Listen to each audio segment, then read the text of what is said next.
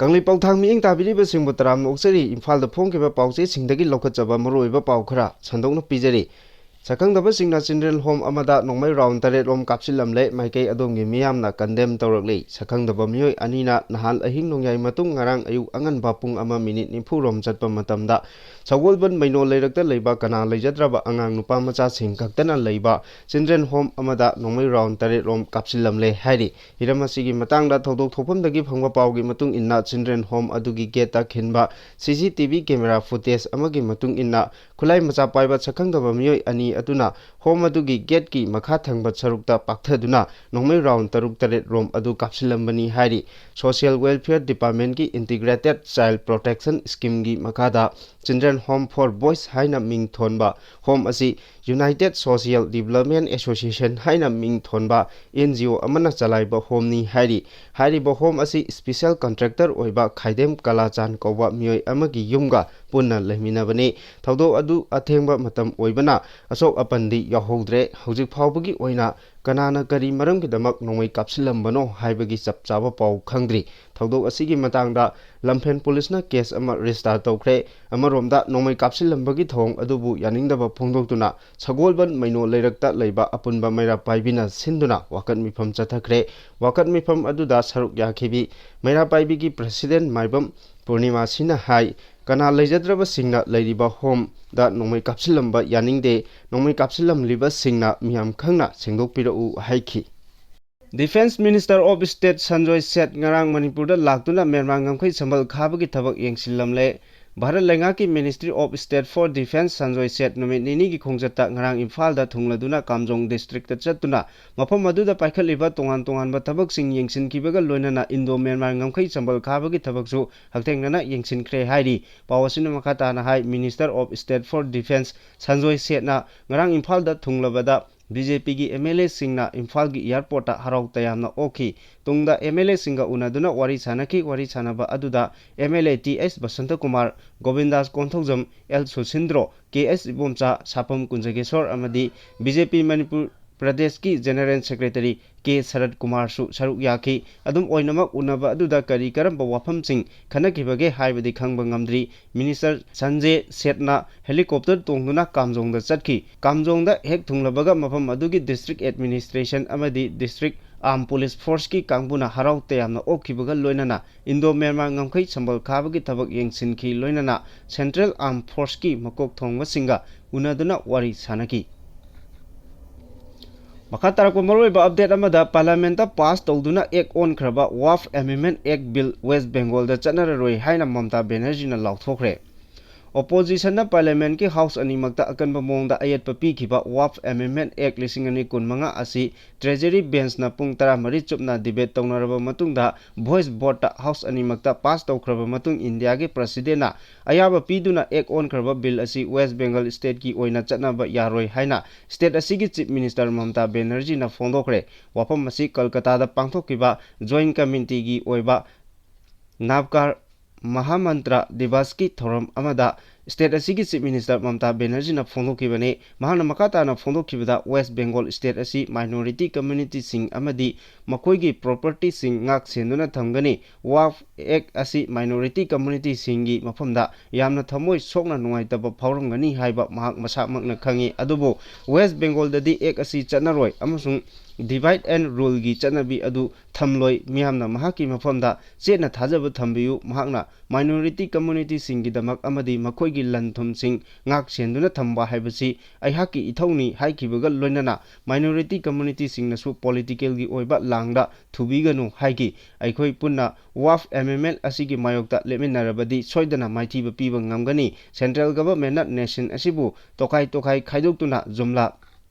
politics tawduna leire masigi BJP government sina India gi constitution bu ikai khumnadabani Waqf Amendment Act asina divide and rule policy tawbani haina mahakna makhatana phongdokhi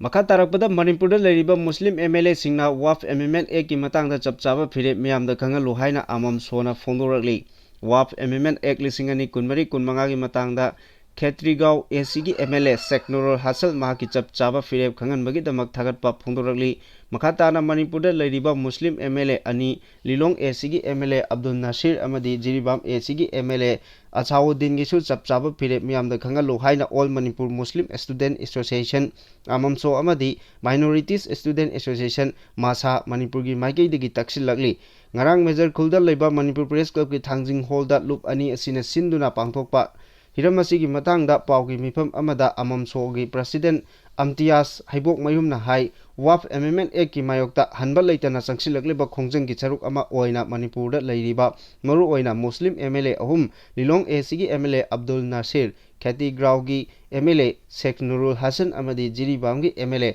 Achawuddin hariba MLA ahum asigi chapchapa phirep karino haiba adu miam maitei pangal singda khanghanpham thoi laibuk phabadi MLA Chatnaroi Hanna gi oinadi mahake phirep pangal miamda khanghankiba laikre Chayol ama hena Delhi da Leiruraba ex-CMN Biren ngarang Imphal da thunglabada mahapu sawgatpa MLA singna taram no okre Chayol ama hena Delhi da Leirakiba hanagi Chief Minister N Biren ngarang Imphal da halakre N Biren Imphal gi International Airport ta thunglaba matamda mahapu sawgatpa MLA sing amadi BJP Manipur Pradesh ki lusingba singna harau tayamna okre hanagi Chief Minister N Biren na social media da thagalakpa post amada mahakna Imphal da thunglaba matamda mahapu MLA sing amadi party gi lusingba singna harau tayamna oklambabu apenba phongdorakli N Biren social media da thagalakiba post aduda L Sosindro KS Ibomcha Sapam Kunjageswar amadi BJP Manipur Pradesh ki General Secretary K Sharat Kumar na Langan Phi Yanbibaga loinana momon nokpagi photo singsu uba fangki ningsingba yabadi tha asigi mangada tongan ba pungphamda Imphal Airport gi Guwahati tamna chattuna Assam ki Chief Minister Hemanta Biswa Sharma ga unaduna wari chanakiba amadi makatana Delhi da paisinduna laikibane Assam ki Chief Minister Hemanta Biswa Sharma ga unaduna wari chanakiba aduda MLA Susindro Govindas Konthokjam KS Ibomcha TS Basant Kumar MD Nasir TS Santi M Rameswar amadi BJP Manipur Pradesh ki General Secretary K Sharat Kumar su saruk yaki Makatarakoda Indian Army na naha singda pre-recruitment training amasung Agnibir registration drive Manipur gi mafam gayada pangthokpa hokre lamdam asigi naha sing empower tauba amasung national integration sengbatnabagi pandamda Indian Army na sinduna extensive pre-recruitment training ama Agnibir registration drive sing Imphal East ki amadi Imphal West ki koirenge amasung Leimakong amadi Kangpokpi district ki Kangla da pangthokpa hokre haidi official oiba pau amagi matung inna Khongthang asi Indian Army da join tauba pamjaba naha singda lakadoriba Agnipat scheme gi makada phase 9 na pangthokadoriba Agnibir recruitment rally asigi preparation tawhanbani haidi hojik phawbagi oina punna nupa macha amadi nupi macha nifu rom ningthina training piduna registration tauba loikre aduga online registration tauba April 10 dagi yaragani hairi training program asida tongan ba curriculum sing physical condition sing written examination preparation amadi online registration karamna tawgani haibana chingba sing takpiri nungtigi oina ningthina khanglaba army personnel singna chahi 13 makhadagi chahi 12 fawbugi manungda leiba naha singda motivational talk karamna haigani amadi structure predicts drill karamna pangthokani haibana chingba takpi tambiri naha singna mateng phangnabagidama army na help desk thamduna key location sing mobile registration center sing hangdoktuna resource guidance sing piri Thabak ani tawba miyoi singi mathakta fesok na miyeng changba hauragani hairi Manipur lenga ki makhada leiba mahimasing tambaga mari lenaba thabak ani tawba miyoi singi mathakta Federation Student Organization Kanglaipak fesok na miyeng changba hauragani haina mahiroi lup asina section wa thamlakli fesok ki publicity secretary P Sadanandana thadorokpa chirol amana hai Kanglon gi wangmada kanagumba singna sangal leire haibagi napal kaduna lenga ki thabak ani tawramlabadi miyamda masak maming taktuna thabak ani adugi ama lokthokani masida miyamna su mateng pangbiyu thabak tagi lokthokraba miyoi khara acho achang singda haijan nonjaduna thabak hanjinduna thabak ani tawgani khaliba amadi fesok no warning pikraba matung pawba thabak ani tawduna leiriba singi mathakta ahenba miyeng changduna warak naba sem sare hiramasiga mari leinana mahiroi lup asina Governor Manipur University ki Vice Chancellor College Department Council MU gi Directorate of Education ki Commissioner amadi Director na singba singda chirol piduna action lokat naba wakat kre hainasu chirol asina makatana phongdoragli Supreme Court chatuna challenge tawragani haina Chatnaroi Hanna phongdokre Handakta Parliament animakta pass taukraba ek onduna chanakraba Waqf Amendment 2025 asi Supreme Court of India da chatuna challenge taururagani haina Chatnaroi Hanna MLA Sheikh Nurul Hassan na fondokre wafam asi MLA na thadorakiba video clip amada fondorakibani video clip asina fondorakibagi matung inna center na Lok Sabha amasung Rajya Sabha anida bill oina puthokduna pass taukraba matung Bharat ki president na mahaki assign piduna ek oina chanakraba Waqf Amendment 2025 asi lebak asida leiriba minority Muslim singi mayokdani loinana minority ki right sing khongaunabani Manipur da leiriba maitei pangal singsu chap manana right matpani ek asi condemn tawbaga loinana masigi mayokta athubada lebak ki khwaidagi wangba wal sang oiriba Supreme Court of India da chatuna ek asibu singnagani haiki Lebak sigi jail singda leiriba nupi amadi angang inmate singna thengnariba awaba singi matangda NHRC na su moto cognizance laukre Lebak asigi tongan ba jail singda leiriba nupi amadi angang inmate singna thengnariba khudongchadaba singi matangda National Human Rights Commission NHRC na India na su moto cognizance ama laukre hairi pau asina hai masida mi kaya hena chinna thamjinba ana layeng yauna bifam thokpa thabak sing pidaba yauri khudongchadaba sing asi NHRC gi special monitor sing amadi report tutor sing dagi khangba ngamkhibani hari masigi mathakta jail da leiriba nupi singi hak amadi ikai kumnaba matpa pamdaba thabak sing thokpa hengalakpana wakal leita handaba jail manungda lu nanbagi sang watpa matik chaba toilet sanitary